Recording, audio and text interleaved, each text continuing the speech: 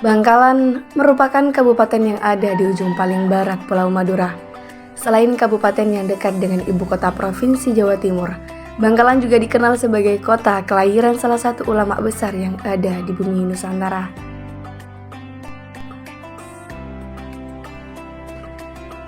Kali ini Jejak Masyai mengajak pemirsa Nuba TV untuk mengunjungi salah satu makam ulama besar yang menurut sejarah beliau merupakan pemberi restu pendirinya organisasi terbesar di Indonesia, yaitu Sayyidina Khalil Bangkalan yang ada di Desa Martajesah yang menjadi salah satu tempat destinasi wisata religi di Kabupaten Bangkalan. Assalamualaikum warahmatullahi wabarakatuh, pemirsa Nuba TV dimanapun kalian berada. Kali ini bersama saya Siti Sulihah dalam program Jejak Masyai Nuba TV, sejuk mencerahkan.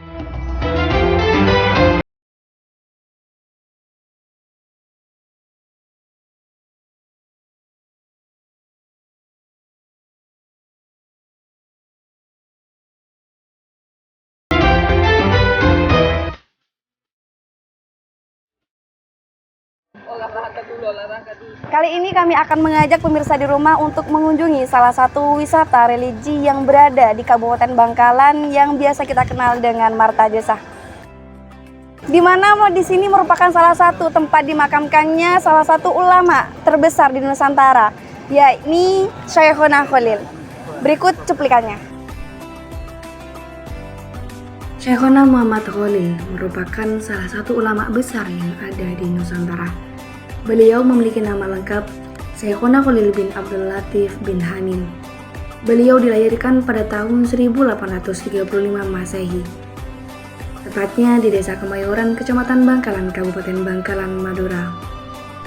Syekhona Khalil Bangkalan tidak serta-merta menjadi seorang ulama besar seperti yang kita ketahui saat ini.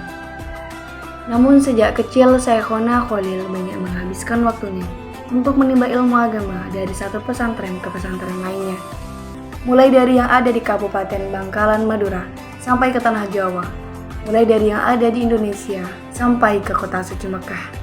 Tidak heran jika akhirnya Syekhona Khalil dikenal sebagai ulama yang sangat alim.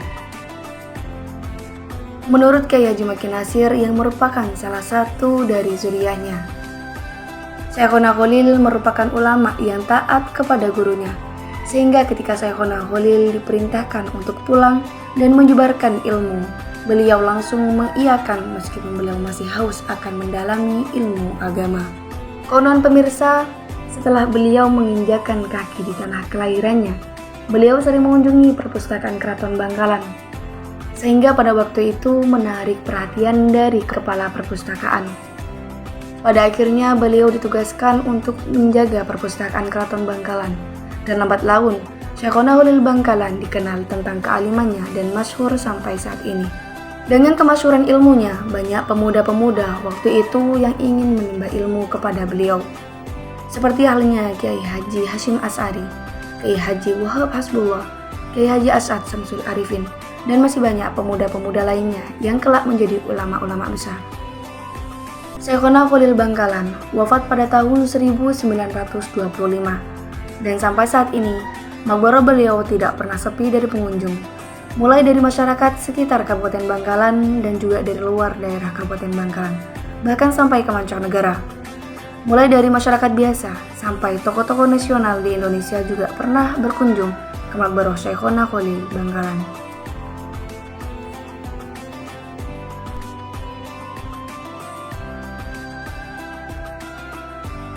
Baik pemirsa, selanjutnya di samping saya kali ini ada salah satu pengurus dari Martajesah sendiri yang turun langsung untuk memberikan beberapa pandangan terkait historis dari Martajesah sendiri. Mungkin bisa dikenalkan nggak? Nama saya Syafi'i Junaidi. Sebagai apa di sini? Saya sebagai pengurus atau bawahan pengurus yang membantu menertibkan di Masjid Syekhona ini, termasuk juga membantu kekosongan imam ketika jadwal imam tidak ada.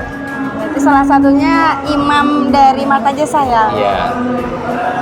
Untuk sedikit bertanya jelasnya terkait makam yang ada di dalam ini, kiranya makam siapa saja? Di dalam ini ada 5 makam. Yang paling utara itu makam Syekhona Muhammad Khalil, yang di belakangnya makam Imron.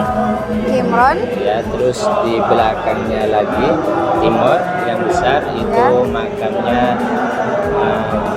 Fuad Amin. Ya, Fuad Amin. Terus di sampingnya itu makam Muntaha. Di samping lagi paling barat itu makamnya Abdullah Syahol. Ya Allah, berarti pemakaman yang ada di dalam pagar di sini ada 5 pemakaman. Salah satunya semuanya adalah keluarga dari Syekhona. Ya, semua yang di sini adalah keluarga dari Syekhona. Begitu. Mungkin lagi ada sedikit apa yang perlu disampaikan terkait situasi kemarin yang terjadi di kota kita, utamanya di Bangkalan. Situasi pandemi kemarin yang sudah lumayan besar situasinya, dan sehingga banyak sekali faktor dari semuanya. Mulai dari rumah biasanya kita tertipkan protokol kesehatan, ataupun kita ada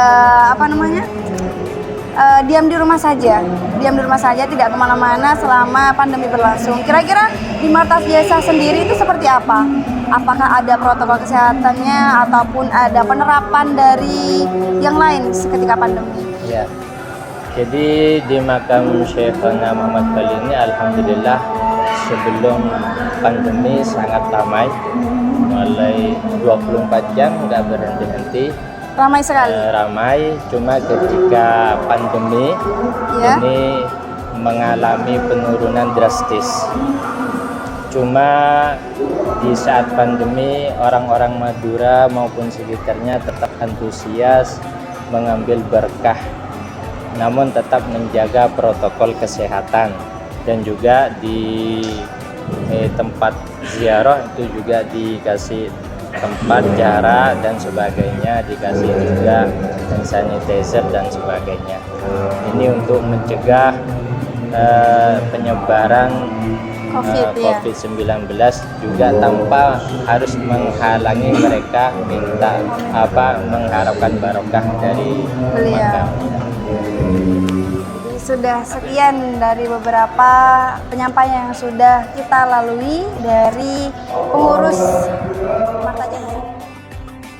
Pemirsa, kebetulan sekali kali ini di samping saya ada Bapak Kapolres Bangkalan yang menghadiri ke makam Syekhona Khalil di Martas Jasa. Mungkin Bapak bisa kenalkan dirinya, atas nama siapa, dari mana, dan berapa lama bertugas di Kapolres Bangkalan, dan sedikit bercerita tentang Martas Jasa sendiri yang sudah dikenal oleh Bapak seperti apa. Terima kasih. Sebelumnya saya izin buka masker dulu. Siap, Bapak. Baik, saya memperkenalkan diri terlebih dahulu. Saya KBP Alit Alarino SIK.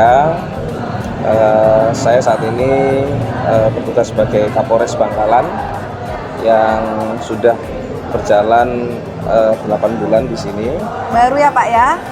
Alhamdulillah masih baru. Kemudian terkait masalah Mubarak Syekhona Khalil sendiri, ini sudah sangat terkenal beliau bukan hanya di Jawa Timur, bukan hanya di Bangkalan, tapi di seluruh Pulau Jawa. Kebetulan sebelum saya di sini, saya dinas di Jakarta, dan saya sudah mendengar makam Mubarak Syekhona Khalil, kemudian siapa beliau itu hanya sepintas. Ya. Saya mendengar cerita tentang beliau. Bahkan kalau kita melaksanakan kegiatan wisata ziarah Wali Songo, banyak sekali agenda selain Wali Songo datang ke sini. Termasuk dari Martas Jasa sendiri juga salah satu wisata religi juga ya, betul. Bapak? Jadi selain Mubarak Wali Songo, Mubarak dari Martas Jasa ini adalah salah satu tujuan wisata religi. Oleh karena itu, dan atas izin Allah mendapat kesempatan dinas di Bangkalan, saya langsung pertama ke sini. Jadi kami pertama langsung datang ke sini, langsung menyaksikan, langsung bersiarah, langsung berdoa di sini. Dan untuk sosok Syekhona Khalil sendiri, dari yang kami dapat informasi atau cerita bahwa beliau adalah salah satu ulama besar di Nusantara. Indonesia, ya, di Indonesia. Kenapa? Karena dari cerita yang saya dapat bahwa beliau ini adalah guru dari pendiri NU dan Muhammadiyah. Kalau tidak salah seperti itu yang kami dapatkan. Artinya muridnya saja menjadi ulama besar di Nusantara, apalagi gurunya tentunya pasti lebih besar. Dan masih banyak sejarah-sejarah yang lain, bahkan bukunya juga pernah saya baca terkait masa yang kucing hitam di Mekah. Oh iya. Saya sempat baca sepintas, itu sangat menarik sekali buku itu. Saya baca sebagai referensi saya kepada Syekhona Khalil sendiri. Mungkin itu. Pemirsa, selanjutnya saya bersama salah satu pengunjung wisata religi Martajasah, yakni dengan atas nama siapa, Mas? Perkenalkan, nama saya Muhammad Thomas Aldi Pratama. Saya berasal dari Sumoroto, Ponorogo. Jauh-jauh dari sini atas tujuannya apa, Mas? Rombongan saya ke sini tujuannya yang pertama mencari pengalaman. Karena ini baru pertama kalinya saya ke sini. Dan yang kedua untuk mencari barokahnya Mbah Kyai Khalil Bangkalan. Masya Allah. Perlu kita kenal bahwasanya salah satu religi yang ada di Kabupaten Bangkalan, Martajasah salah satunya, sudah dikenal dari berbagai penjuru yang sudah kita ketahui.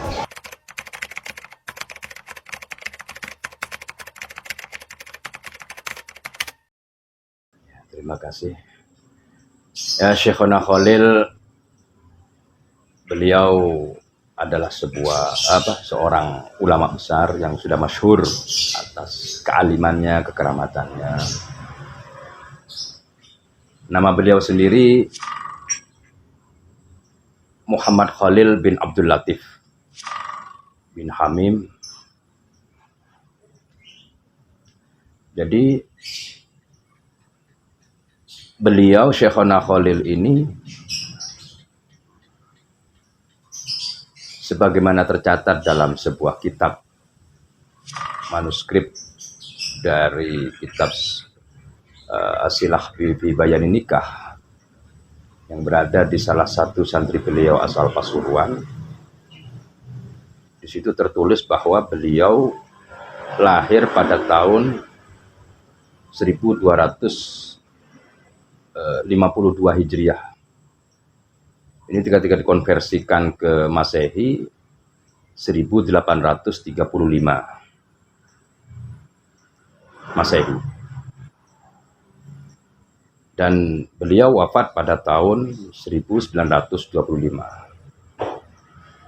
Jadi beliau usia 90 tahun. Ya, sebagaimana putra seorang kiai, semasa kecil beliau juga nyantri di berbagai pesantren. Banyak kisah-kisah, baik nyantri di daerah Gresik, di Cangaan, Bangil, juga di Sidogiri, juga di Syekh Abu Dzarrin. Meskipun beliau ketika nyampe di Syekh Abu Dzarrin Pasuruan, Syekh Abu Dzarrin sudah wafat. Namun karena tekad beliau, semangat beliau untuk mengaji kepada Syekh Abu Dzarrin, beliau mengaji di makam Syekh Abu Dzarrin. Yang terakhir di Jawa ini, beliau mondok di Banyuwangi, Syekh Abdul Basar, dan di sana beliau ditugasi oleh gurunya untuk memanen kelapa, jadi memanjat pohon kelapa hasil dari buruh atau upah dari memanjat pohon kelapa ini dikasihkan ke gurunya oleh Syekh. Namun oleh gurunya dikumpulkan dan diserahkan kembali ke Muhammad Khalil Kecil. Lantas dari uang itu beliau, Kiai Khalil Kecil, berangkat ke Mekah, mondok di Mekah dengan biaya hasil manjat pohon kelapa. Nah, di Mekah ini Syekhona Khalil berguru ke berbagai ulama, baik ulama Timur Tengah maupun ulama Nusantara yang ada di Timur Tengah, masuk Syekh Nawawi Banten. Mulai sejak kecil sudah mengembara. Ya, sejak kecil memang Syekhona Khalil ini haus akan ilmu. Ke berbagai kiai, ketika mendengar ada ulama alim, ada ulama ini dan sebagainya, beliau mengaji di situ. Meskipun terkadang hanya tabarukan. Tapi dimulai dari ayahnya. Ayahanda beliau Ki Abdul Latif ini menurut kisahnya Syekhona Khalil sejak kecil ini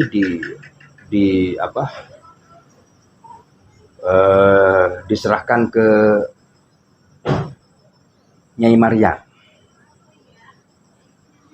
Nyai Maryam ini adik dari istilahnya dirawatkan ke Nyai Maryam.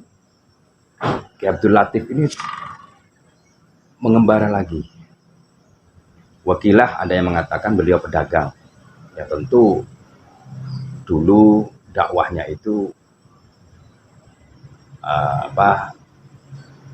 menggunakan sarana berdagang untuk membangun keagamaan di masyarakat lewat perdagangan dan sebagainya. Seperti itu. Ya, beliau ketika menimba ilmu di Mekah ini oleh seorang guru beliau, yakni Kiai Ali Rahbini, Syekh Ali Rahbini, yang mana cucunya Syekh Ali Rahbini ini juga namanya sama, Ali Rahbini, dimakamkan di Malang, di Gondang Legi tepatnya. Syekhona Khalil ini disuruh pulang sama gurunya untuk berdakwah di daerahnya, yakni di Madura. Nah, Syekhona Khalil yang terkenal tawadhu, tunduk kepada guru, meskipun haus masih haus ilmu, karena tawadhu, karena taat kepada guru, Syekhona Khalil pulang ke Madura. Meskipun beliau masih haus, pingin lebih banyak lagi menggali ilmu, tapi karena perintah oleh gurunya, beliau pulang ke Madura. Nah, tentu ketika pulang ke Madura nggak ujuk-ujuk jadi kiai besar. Beliau Syekhona Khalil ini sering ke perpustakaan keraton. Perpustakaan keraton Bangkalan, atas oleh kepala perpustakaan keraton dilihat Kiai Khalil muda ini kok gemar sekali baca-baca kitab dan sebagainya. Dan ditanya, kamu bisa? Iya. Dari itu akhirnya Syekhona Khalil ditugasi untuk menjaga perpustakaan keraton. Nah, dari situ mulai terkenal akan kealiman beliau, dekat dengan para tokoh-tokoh masyarakat dan sebagainya, terkenal dengan kealimannya, sehingga beliau menjadi terkenal, jadi ulama yang masyhur. Jadi beliau ini hidupnya pada masa kerajaan. Ya, masa kerajaan. Jadi beliau juga ikut serta di dalam menjaga manuskrip keraton, khususnya terkait dengan kitab-kitab yang berbahasa Arab. Karena haus akan keilmuan, Syekhona Khalil sering di perpustakaan.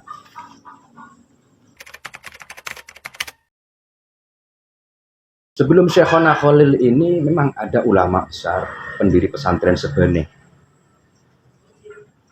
Beliau adalah imam masjid keraton. Jadi Masjid Agung Bangkalan. Masjid Agung Bangkalan ini dulunya kan masjid keraton. Makanya posisi keraton Bangkalan yang sekarang jadi pendopo itu. Terus ada Paseban. Paseban itu tempat raja menemui rakyat dan sebagainya di alun-alun Bangkalan itu, di tengah alun-alun Bangkalan. Setelah itu ke masjid. Jadi lurus Masjid Agung ke keraton, itu kan ada jalan di tengah. Nah di situ yang menjadi imam masjid ketika itu adalah Kiai Sebeneh. Maka atas jasanya setelah masjid keraton itu dibuka untuk publik lah istilahnya ya. Jadi Masjid Agung Bangkalan, Kiai Sebeneh ini dikasih tanah mardikan oleh keraton lah istilahnya di Sebeneh, di pesantren di situ. Di sisi yang lain juga ada kiai seperti Kiai Asror di Keramat yang menurunkan keturunan ke Sidogiri, ke Dua Pote, juga ke Sebeneh, Kiai Asror Keramat. Ya setelah setelah masyhur akan kealimannya, apalagi Syekhona Khalil ini masih terus menjalin komunikasi dengan Syekh Nawawi Banten, Kiai Nawawi Banten yang punya julukan Singa Padang Pasir, ulama Nusantara yang sudah masyhur kealimannya, bahkan mengungguli ulama-ulama Timur Tengah. Ini tetap terjalin hubungan dengan Syekhona Khalil. Dan ini terbukti ada sebuah kisah bahwa pada tahun 1895 Syekh Nawawi Banten mengajak pertemuan dengan Syekhona Khalil, Kiai Soleh Darat di Alas Roban, Jawa Tengah, dalam rangka membicarakan umat terkait dengan semakin kuatnya kolonialisme Belanda. Di situ menunjukkan bukti bahwa hubungan Syekhona Khalil dengan ulama-ulama Timur Tengah, ulama-ulama Nusantara yang Timur Tengah masih terus terjalin. Sudah ya. Dan Syekhona Khalil ini banyak bukti-bukti sejarah bahwa beliau juga mengajarkan rasa nasionalisme dalam salah satu kitab beliau yang ditulis tangan oleh beliau, dan itu tercatat kitab yang ditulis pada tahun 1891. Beliau menulis Hubbul Auton Minal Iman Al-Hadis. Itu terlepas dari polemik apakah itu hadis atau bukan, tapi beliau di situ mengajarkan bagaimana nasionalisme adalah sebagian dari iman. Nah, tentu di dalam mengimplementasikan Hubbul Auton Minal Iman di sini kan ada sebuah langkah-langkah. Di antaranya adalah bagaimana Syekhona Khalil mengkader, membentuk para ulama-ulama atau tokoh-tokoh pergerakan menuju kemerdekaan. Sehingga ketika di era kebangkitan nasional, para santri-santri Syekhona Khalil atau alumni-alumni Syekhona Khalil setelah mengadakan studi, setelah pulang studi dari Mekah atau yang yang juga ada di Surabaya dan sebagainya, karena ketika itu kan pusat pergerakan di Surabaya,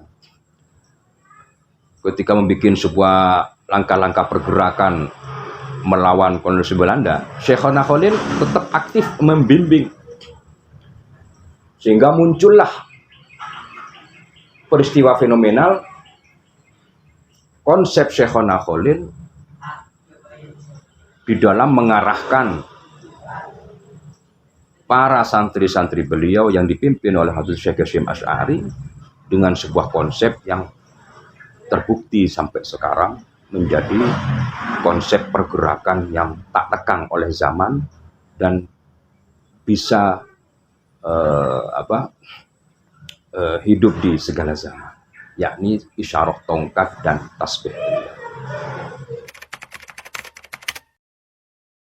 Ya, memang selama ini kan hanya dicatat bahwa Syekhona Khalil sebagai perestu berdirinya NU gitu.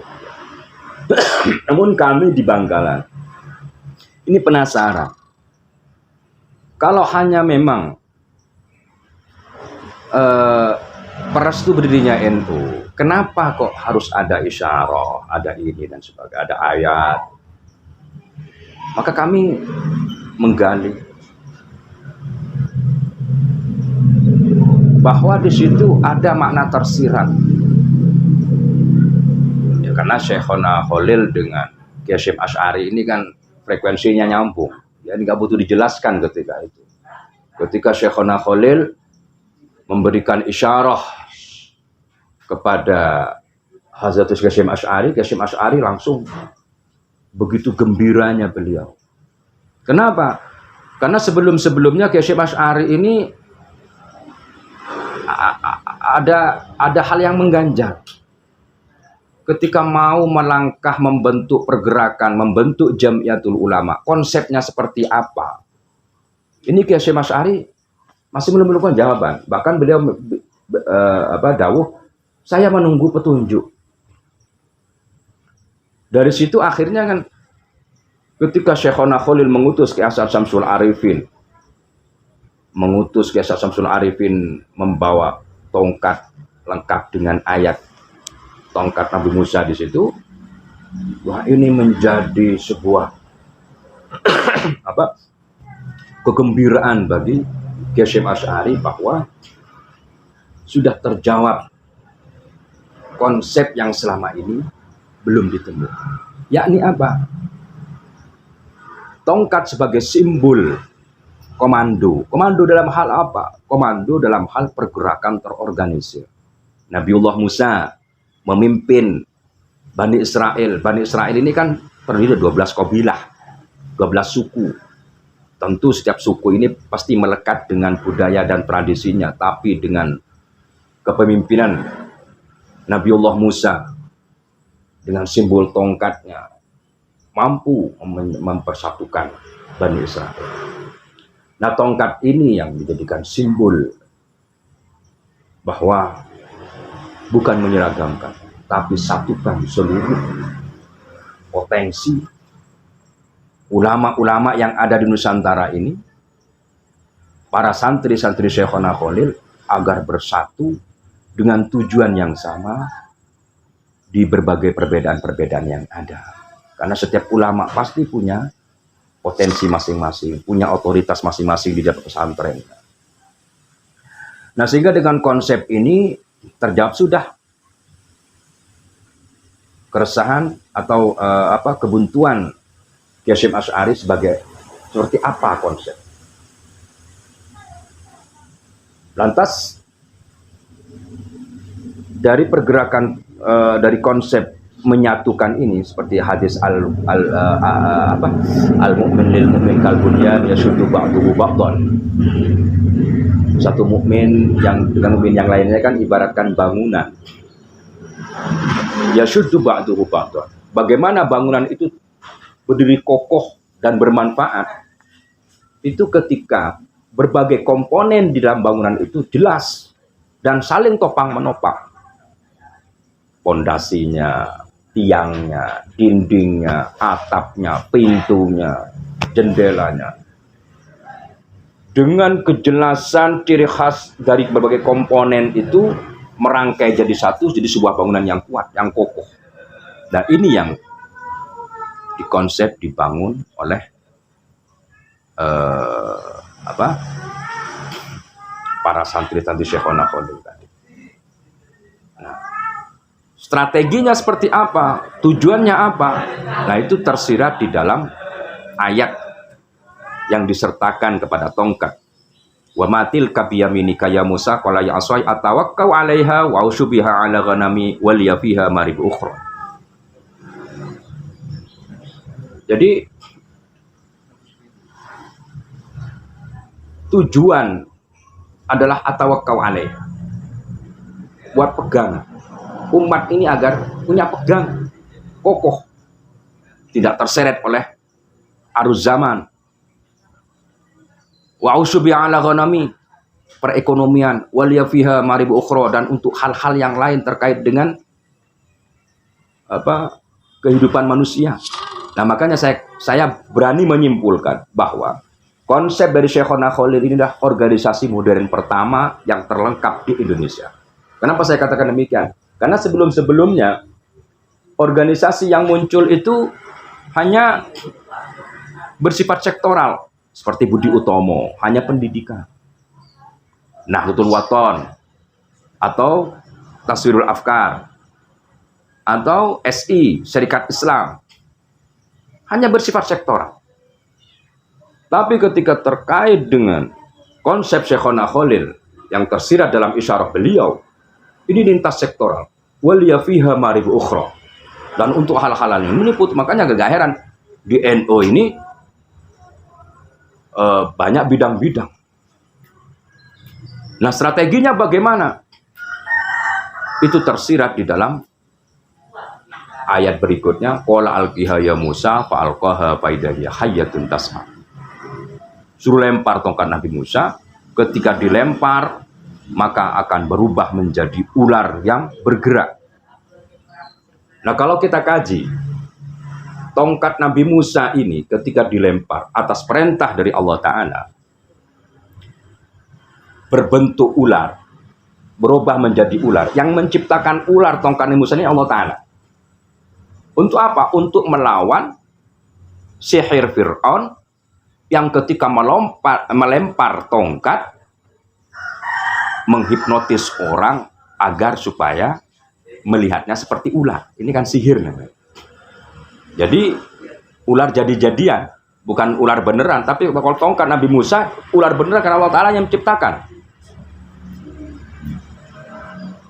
Dengan di sini dapat kita pahami bahwa organisasi yang konsep oleh Syekhona Khalil ini agar supaya betul-betul masif bergerak di lapangan. Iya, beliau juga mengajarkan bagaimana bersosial, bagaimana hubungan antar agama. Banyak kisah-kisah menarik terkait, yaitu memang terkadang ada di kisah-kisah kekeramatan beliau. Suatu ketika beliau itu diundang oleh Cina, ya, seorang Cina non Muslim ini, bukan Muslim, non Muslim, pingin keluarganya yang meninggal disolatin sama Syekhona Khalil. Ya, Syekhona Khalil hadir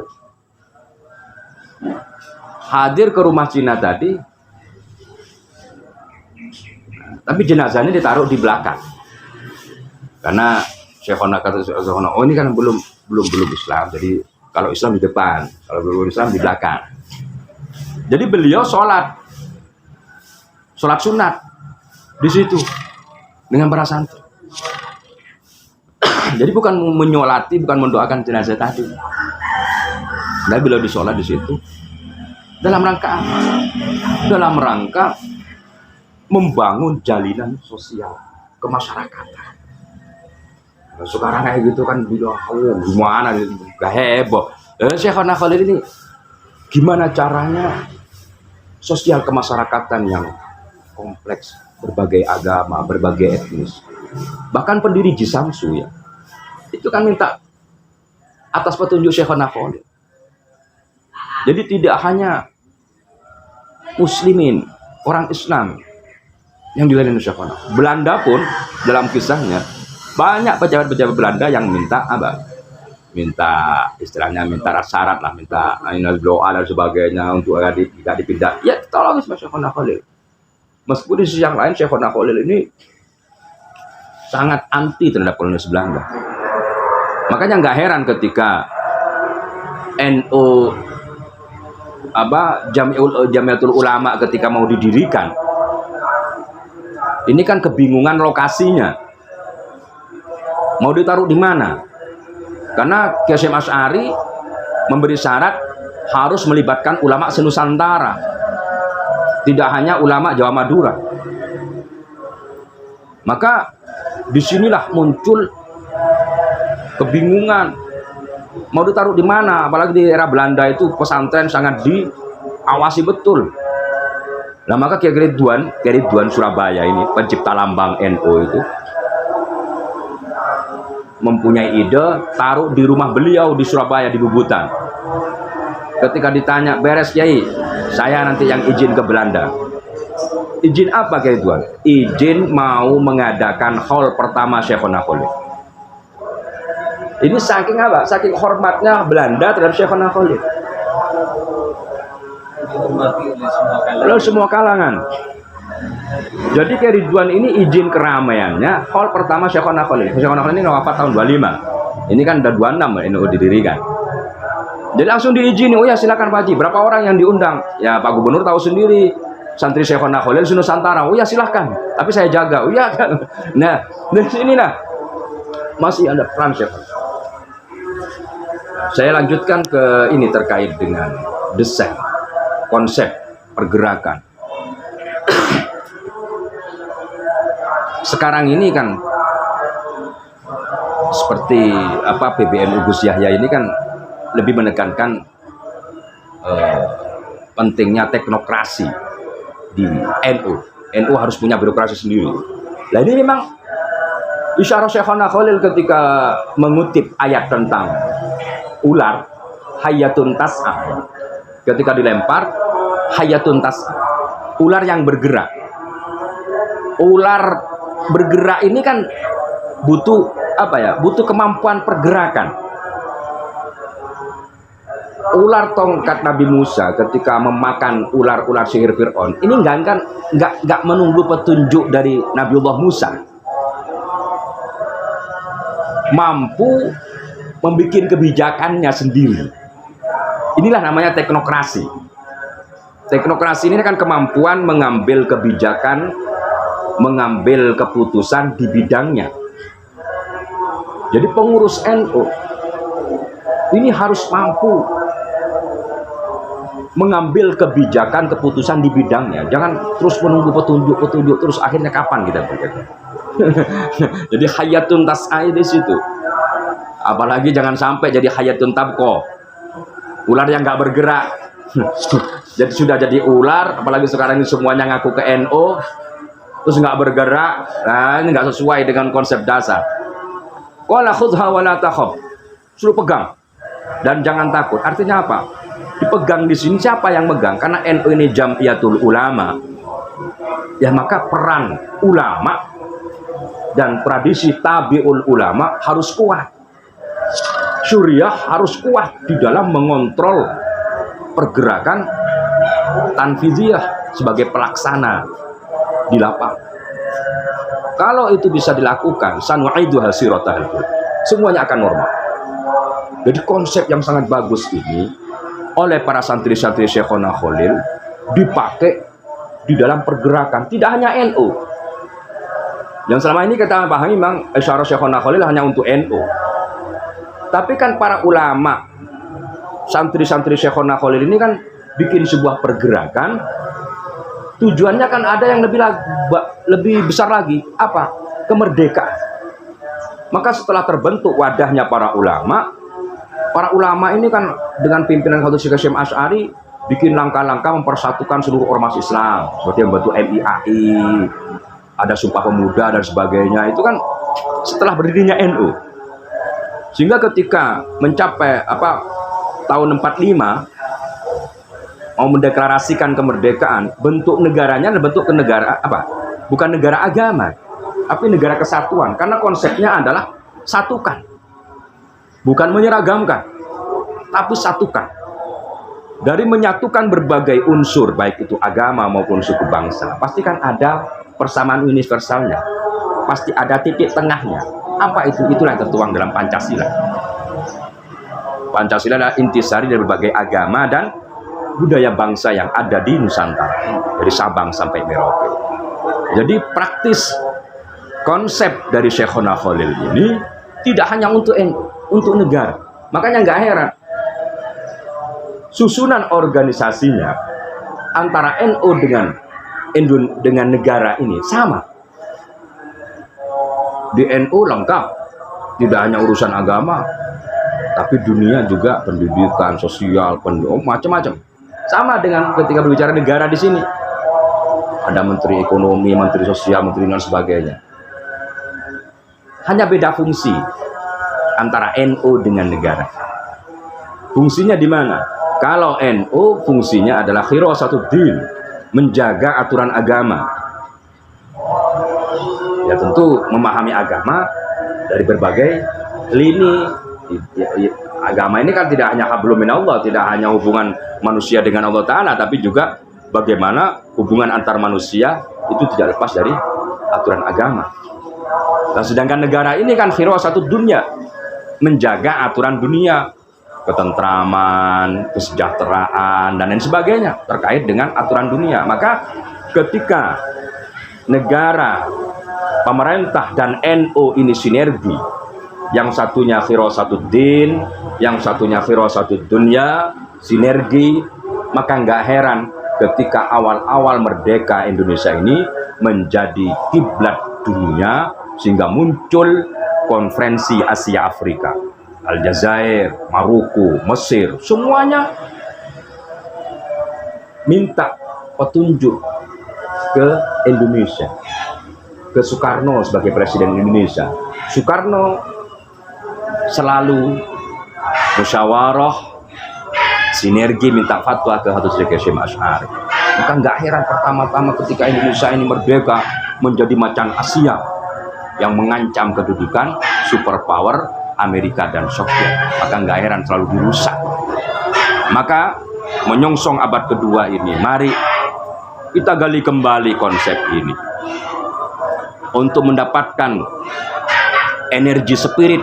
Makanya kemarin PBNU mengadakan harlah di Syekhona Khalil ini dalam rangka mengambil kembali energi spirit sebagaimana Syekhona Khalil membangun konsep, membangun pergerakan para santri-santri beliau di Habib Syekh Hasyim Asy'ari, sehingga menjadi pejuang yang tangguh, yang mampu mengawal baik agama maupun negara menjadi kiblat peradaban dunia di masa itu. Sekarang mari kita bangun kembali hal seperti itu. Jangan lupa ikuti terus jejak saya hanya di Nuba TV, sejuk mencerahkan. Wassalamualaikum warahmatullahi wabarakatuh.